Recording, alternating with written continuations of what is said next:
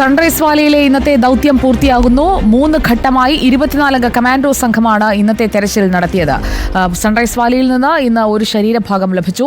ഇന്നത്തെ തെരച്ചിൽ അവസാനിപ്പിച്ച ശേഷം ആദ്യ സംഘവുമായി ഹെലികോപ്റ്റർ കൽപ്പറ്റ SKMG സ്കൂൾ ഗ്രൗണ്ടിൽ ഇറങ്ങും. സിനോജ് തോമസ് കൽപ്പറ്റ സ്കൂൾ ഗ്രൗണ്ടിൽ നമുക്കൊപ്പം ചേരുന്നു തത്സമയം. സിനോജ്, ദൗത്യ സംഘത്തിൽ ഇന്ന് ആളുകളെ കൂടുതലായി ഉൾപ്പെടുത്തിയിരുന്നു. എന്നാൽ തെരച്ചിലിൽ ഇന്ന് ഒരു ശരീരഭാഗമാണ് കണ്ടെത്താൻ കഴിഞ്ഞത്. നാളെയും ഈ സംഘത്തിന്റെ ദൗത്യം തുടരുന്നുണ്ടോ? എന്തൊക്കെയാണ് വിവരങ്ങൾ?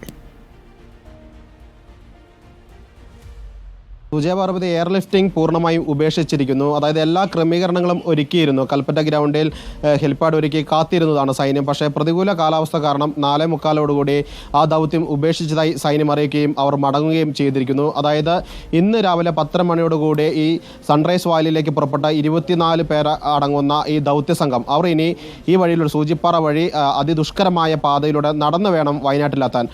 അവരുടെ കയ്യിൽ ഒരു മൃതശരീര ഭാഗം കൂടിയുണ്ട്, കാലിൻ്റെ ഭാഗം കൂടി ഉണ്ടെന്നാണ് പറയുന്നത്. സൈന്യം പറയുന്നു അതും കൂടി എടുത്താണ് ഇവർ നടന്ന് ഈ കാട്ടിലൂടെ അതീവ ദുഷ്കരമായ പാതയിലൂടെ നടന്ന് വയനാട്ടിലേക്ക് എത്തുക. ഇവർക്കൊപ്പം 2 കടാവർ നായകൾ കൂടിയുണ്ട്. അതാണ് ഈ യാത്ര കൂടുതൽ ദുഷ്കരമാക്കുന്നത്. കാരണം ഇവിടെ നിന്ന് എയർലിഫ്റ്റ് ചെയ്ത് കൊണ്ടുപോയി ഈ സൺറൈസ് വാലിയുടെ സൂചിപ്പാറയുടെ താഴ്വാരത്ത് ഇവരെ 10-11 മണിയോടെ ഇറക്കുകയും കിലോമീറ്ററുകളോളം നടന്ന് തിരിച്ച് നടത്തുകയും ചെയ്ത സംഘമാണ്. പക്ഷേ കനത്ത മഴയും കോടമഞ്ഞും കാരണം, പ്രത്യേകിച്ച് കോടമഞ്ഞാണ് ഈ സൂചിപ്പാറ മേഖലയിലുള്ളത്. അതുകൊണ്ട് ഹെലികോപ്റ്റർ എത്തിച്ച് അവിടെ നിന്ന് എയർലിഫ്റ്റ് ചെയ്ത് ഇവരെ കൽപ്പറ്റ ടൗണിലേക്ക് കൊണ്ടുവരാൻ സാധിച്ചിട്ടില്ല. പക്ഷേ അതിനുള്ള ബദൽ മാർഗം എന്ന് പറയുന്നത് കാട്ടിലൂടെ നടന്നു വരിക മാത്രമാണ്. അതിനുള്ള നിർദ്ദേശം ഈ ദൗത്യ സംഘത്തിന് നൽകിയിട്ടുണ്ട്. ദൗത്യ സംഘത്തിൽ സൈനികരുണ്ട്, SOGയിൽപ്പെട്ട കമാൻഡോസ് ഉണ്ട്, ഒപ്പം തന്നെ വനപാലകരുണ്ട്. ഈ 3 അംഗ സംഘമാണ് ഇതിലുള്ളത്. 24 പേരുണ്ട്. ഇവർ സംഘമായി ഈ വനത്തിലൂടെ നടന്നു വരികയാണ്. ഏകദേശം 2-3 മണിക്കൂർ മിച്ചം വേണം നടന്ന് കയറി വരാൻ. കാരണം ഇതിനു മുൻപ് നിലമ്പൂരിൽ നിന്ന് പുറപ്പെട്ട നാട്ടുകാരായ രക്ഷാപ്രവർത്തകർ ഈ സൂചിപ്പാറയിൽ കുടുങ്ങിപ്പോയിരുന്നു. 18 പേരും അതിനു മുൻപ് 3 പേരും കുടുങ്ങിപ്പോയിരുന്നു. അവരെയും ഇതേ രീതിയിൽ തന്നെ നടന്നാണ് കൊണ്ടുവന്നത്. ഇവിടെ നിന്ന് വയനാട്ടിൽ നിന്ന് സംഘം താഴോട്ടിറങ്ങി അതീവ ദുഷ്കരമായ പാതയിലൂടെ താഴോട്ടിറങ്ങി ഇവരെ തിരിച്ച് കയറ്റിക്കൊണ്ട് വരികയാണ് ചെയ്തത്. അതേ പാതയിലൂടെ കയറി വരുമെന്നാണ് അറിയിച്ചിരിക്കുന്നത്. പക്ഷേ അവർക്കൊപ്പം 2 കടാവർ നായകളുണ്ട്, ഒപ്പം മൃതശരീര ഭാഗം കൂടി ഉണ്ട് എന്നൊരു അതീവ ദുഷ്കരമായ ശ്രമകരമായ ജോലിയും നടത്തവുമായിരിക്കും അവർക്കുണ്ടാവുക. പക്ഷേ ട്രെയിൻഡ് ആയിട്ടുള്ള ഉദ്യോഗസ്ഥരാണ്, ഈ മേഖലയിലൊക്കെ തന്നെ പ്രവൃത്തി പരിചയമുള്ള ഉദ്യോഗസ്ഥരാണ്, സൈനികരാണ്, SOG ആണ്, സ്പെഷ്യൽ ഓപ്പറേഷൻ ഗ്രൂപ്പാണ്, കമാൻഡോസ് ആണ്. അവർക്ക് നടന്നു വരാൻ കഴിയും. വനപാലകരുണ്ട്, അവർക്ക് വഴി അറിയാമെന്നാണ് അറിയിച്ചിരിക്കുന്നത്.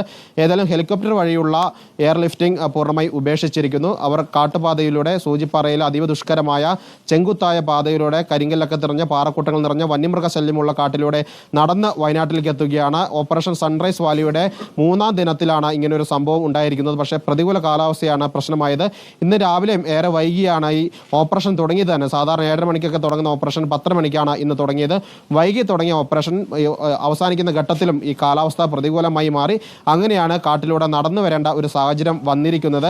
ഇനി നാളത്തെ കാര്യം എന്താണെന്ന് ഇതുവരെ തീരുമാനമില്ല. സൈന്യം പറയുന്നത് മന്ത്രിസഭാ ഉപസമിതിയുടെ യോഗമുണ്ട്, ആ യോഗത്തിൽ തീരുമാനമെടുക്കും. 6:30 നടക്കുന്ന വാർത്താ സമ്മേളനത്തിൽ കാര്യങ്ങൾ വിശദീകരിക്കുമെന്ന് പറയുന്നു. ഇത് അപകടം നിറഞ്ഞ ഒരു രക്ഷാദൗത്യം കൂടി ആയതുകൊണ്ട് ഇത് തുടരുമോ ഇല്ലയോ എന്ന കാര്യത്തിൽ ഒരു വ്യക്തത കുറവുണ്ട്. കാരണം നേരത്തെ ഞാൻ സൂചിപ്പിച്ചതുപോലെ തന്നെ ഈ കൽപ്പറ്റ SKMG സ്കൂൾ ഗ്രൗണ്ടിലാണ് ഹെലിപ്പാഡ് തയ്യാറാക്കുന്നത്. പ്രധാനമന്ത്രിക്ക് ഇറങ്ങാൻ വേണ്ടി ഈ വരുന്ന ശനിയാഴ്ച പ്രധാനമന്ത്രി ഇവിടെ എത്തുന്നത്. ഇതേ ഹെലിപ്പാഡിൽ നിന്നാണ് എയർഫോഴ്സിന്റെ ഹെലികോപ്റ്ററും ഓപ്പറേറ്റ് ചെയ്തിരുന്നത്. അതും അങ്ങനെയൊക്കെ തന്നെ സാങ്കേതിക പ്രശ്നങ്ങളുണ്ട്, ഒപ്പം തന്നെ പ്രതികൂല കാലാവസ്ഥയുമുണ്ട്. ഈ മേഖലയിൽ സൂചിപ്പാറ മേഖലയിൽ കനത്ത കോടമഞ്ഞുമുണ്ട്. അതുകൊണ്ട് തുടർ രക്ഷാദൗത്യം എങ്ങനെയായിരിക്കുമെന്ന് മന്ത്രിസഭാ ഉപസമിതി വിശദീകരിക്കുമെന്നാണ് അറിയിച്ചിരിക്കുന്നത്. സുജയ.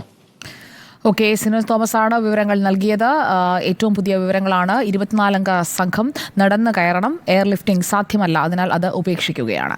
വയനാട്